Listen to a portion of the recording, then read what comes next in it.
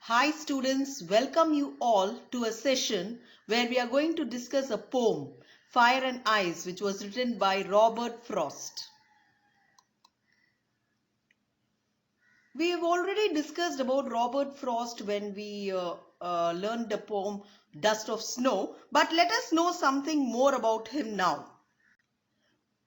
Robert Frost was a famous American poet. He was born in San Francisco on March 26, 1874. His father belonged to New England and his mother was a Scottish emigrant from Edinburgh. By 1920s, Frost was the most celebrated poet in America. His poetical works, A Boy's Will in 1913, North of Boston in 1914, New Hampshire in 1923, A Further Range in 1936, Steeple Bush in 1947, and In the Clearing in 1962 increased his fame and honor. The poem Dust of Snow was published in New Hampshire in 1923 and this collection gave him the Pulitzer Prize.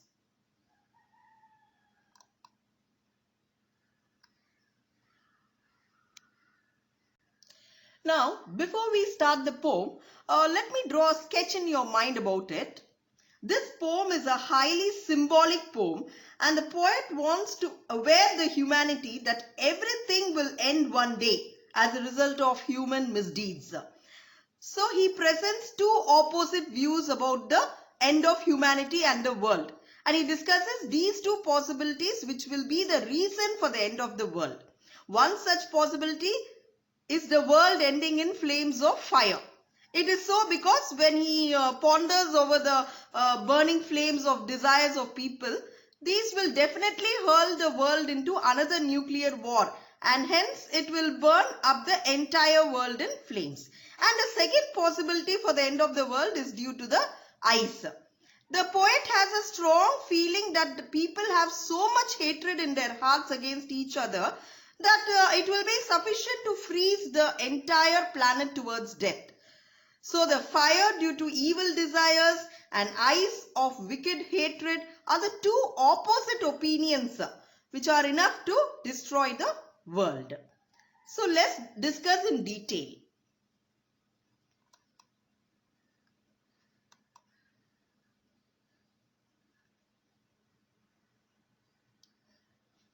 Some say the world will end in fire. Some say in ice. From what I've tasted of desire, I hold with these who favor fire. So here desire is a strong feeling of wanting something or wishing for something to happen or something like that. And favor is to support. We all know about it. So the poet here expresses the profound idea that the world would end in either of two ways, either by ice or by fire. And one group is of the opinion that someday the earth's core will get so heated up that it would lead to fire destroying the earth's surface.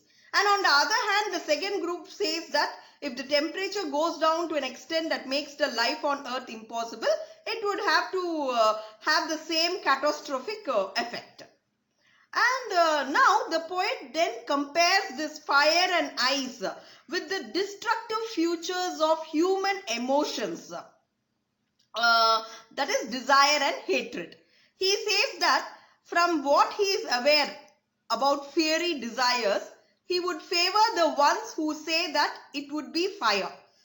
And by saying so, he brings about the idea that human beings let their emotions rule them and the consequence of unmonitored longing is chaos.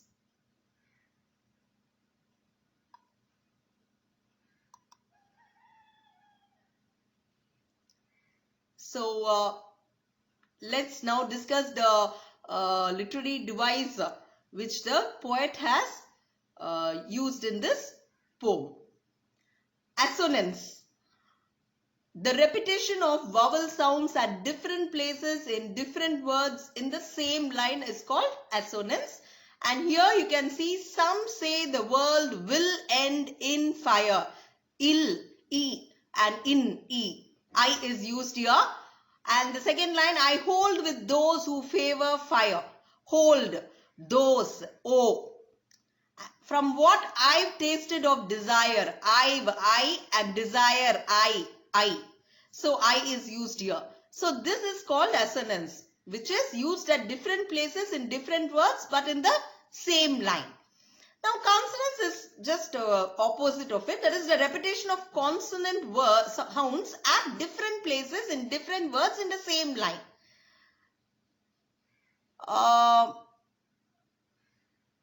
It's R here. World, fire, R. And then what? Tasted, T. And then tasted again, yes. And desire, S. Yes is used. And I hold with those who favor fire. R is used. So this is called consonance.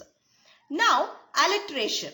That is the repetition of consonant sound at the start of two or more closely placed words. Only at the start. So some say, S is used, and then the world will, W is used here.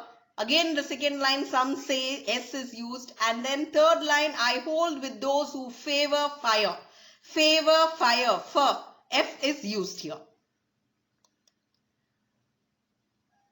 Next is anaphora. What is anaphora? The repetition of a word or expression at the start of two or more consecutive lines. Consecutive is the next line continuously. Now in the first two lines you say, some say the world will end in fire, some say in ice. So this some say is being repeated in two consecutive lines continuously. So that is called anaphora. If a word or expression is repeated in the start of two or more consecutive lines to be noted, it is called anaphora. Next, personification, we know is giving the human qualities to inanimate objects.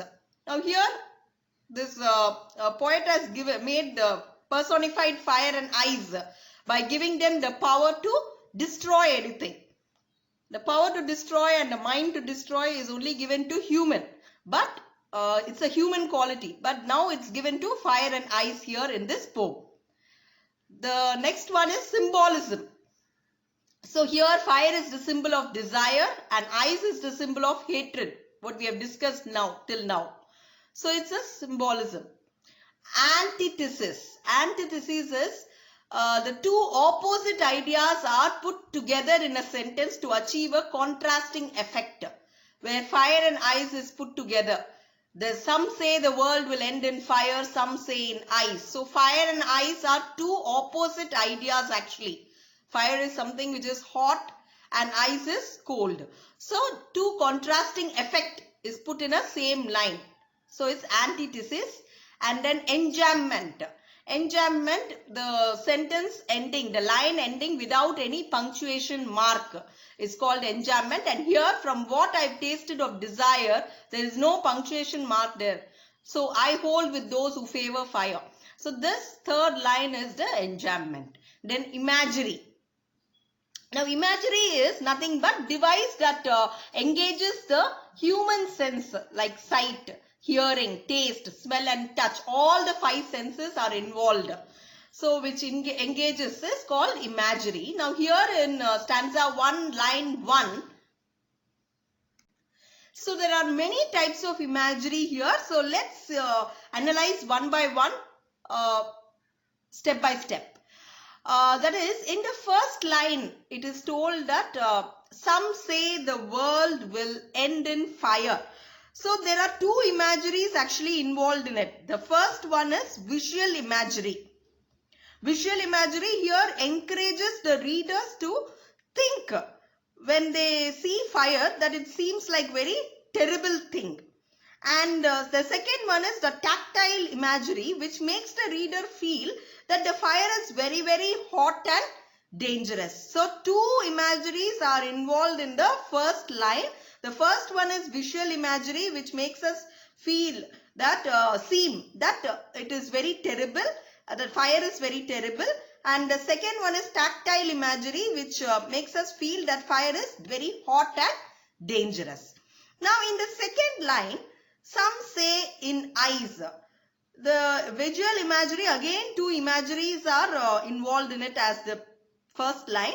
The first is the visual imagery, which makes the readers imagine that the eyes is very horrible thing. And again the tactile imagery makes the readers feel that eyes will make them freeze. So even in the second line, two imageries are involved, the visual imagery and the tactile imagery. Now when we come to the third line, from what I've tasted of desire, the line contains actually gustatory imagery. Because what is this gustatory imagery is making the readers to taste. So here the readers are asked to taste the desire in this poem that probably Frost would have tasted. So it is written here in the second and the third line, from what I've tasted of desire. So here actually gustatory imagery is being used by the poet.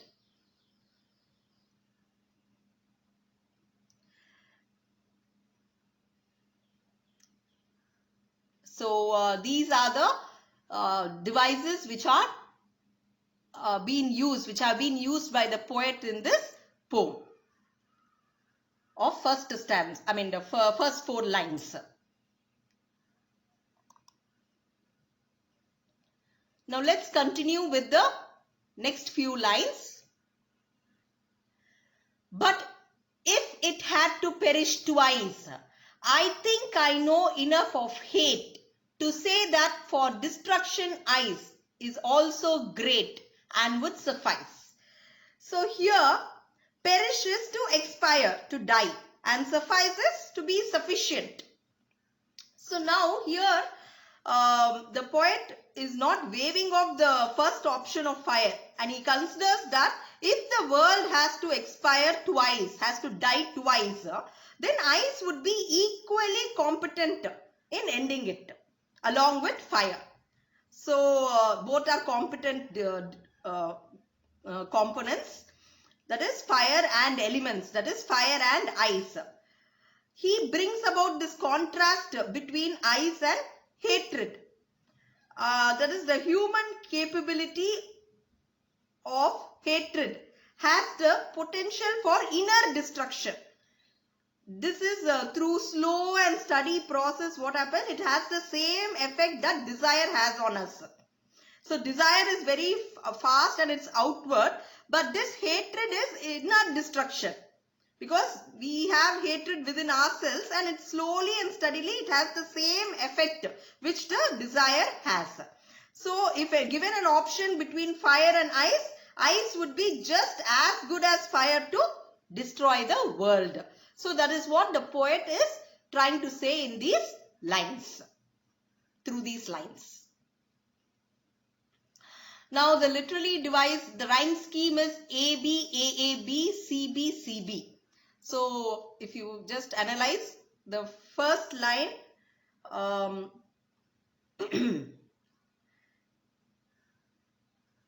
some say the world will end in fire, some say in ice. From what I've tasted of desire, I hold with those who favor fire. So here the first fire and the first line fire and the third line desire are what to say, they are just rhyming words. And the fourth line, last word fire, is also rhyming. So it is ABAA. And next when you come to the fifth line, it is again, but if it had to perish twice. So eyes was the second line, last word was eyes, and it rhymes with this fifth line, last word twice. So it is again B. And this sixth line has hate, which is a new word. So C. And again the seventh line is ice, which rhymes with the same second line. last word, and is also great. So this is rhyming with the the fifth line, the sixth line, hate and great. So it is C again and then B. So A, B, A, A, B, C, B, C, B is the rhyme scheme of this poem. Now, there are certain assonance and the device assonance and consonants have also been used in these lines. So, it's an assignment for you children. You will have to find out what are the assonance and what are consonants involved in these lines. And again, when you come to this enjambment, line 6, 7 and 8 has no punctuation marks. That is, it doesn't end, the line doesn't end with any punctuation mark. So, it's enjambment. As we all know that if the line doesn't end with a punctuation mark, it is referred to as enjambment. And then imagery, that is line 6 and 7 has imagery in it. So let's discuss that in detail. So here in the sixth line, I think I know enough of hate. So the organic imagery has been used here because in this line the word hate is used, and hate comes naturally from someone's heart. So it is organic imagery which can be felt from within us. And the seventh line, to say that for destruction eyes, the kinesthetic imagery has been used because the readers can assume the word say, do a movement or a tension about the destruction of ice is also great. So it is called kinesthetic imagery. So here the organic imagery involves the movement, the organic imagery is pertaining to the sense of pain here, and kinesthetic imagery is nothing but which involves a motion or movement of something, of the action, of an object or a character. So these are the two imageries which are involved in the line 6 and 7.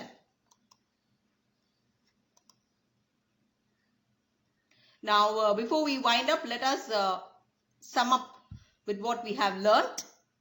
So, it is certain that this world will come to an end, and the poet shares the belief of the people that everything that exists now will end sooner or later.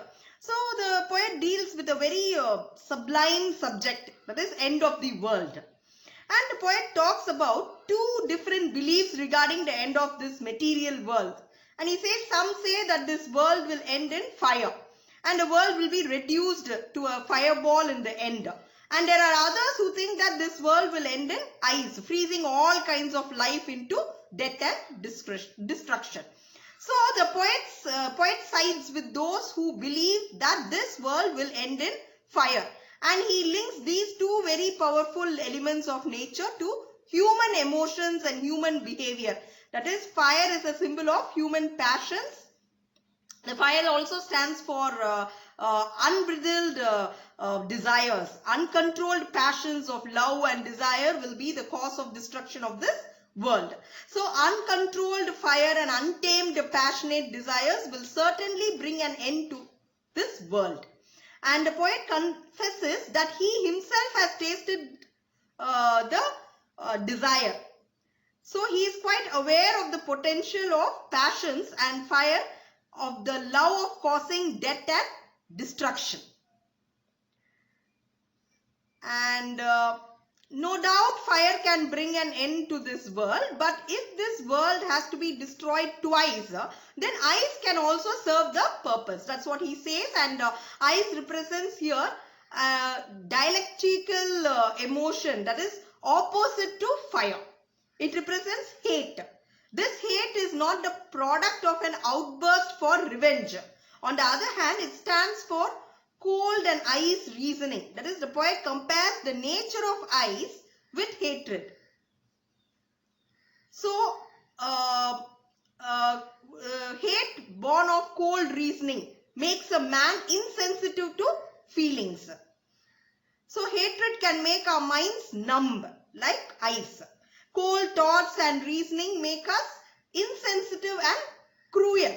So the poet thinks that ice or hate can be a great and strong cause for the destruction of this world.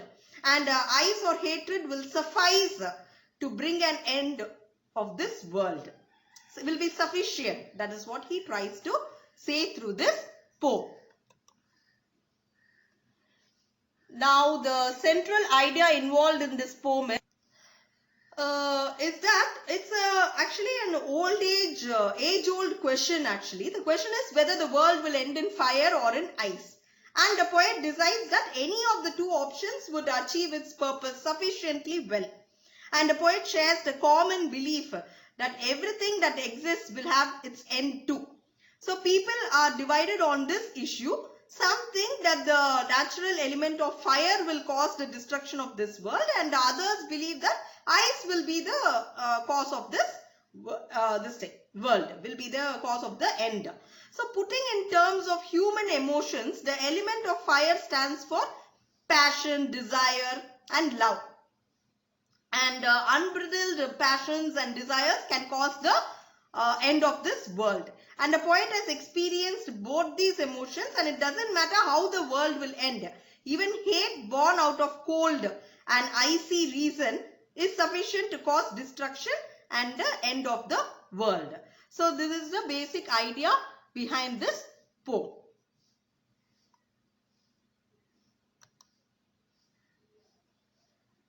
So hope you have understood this poem well, children. Have a great day. Thank you.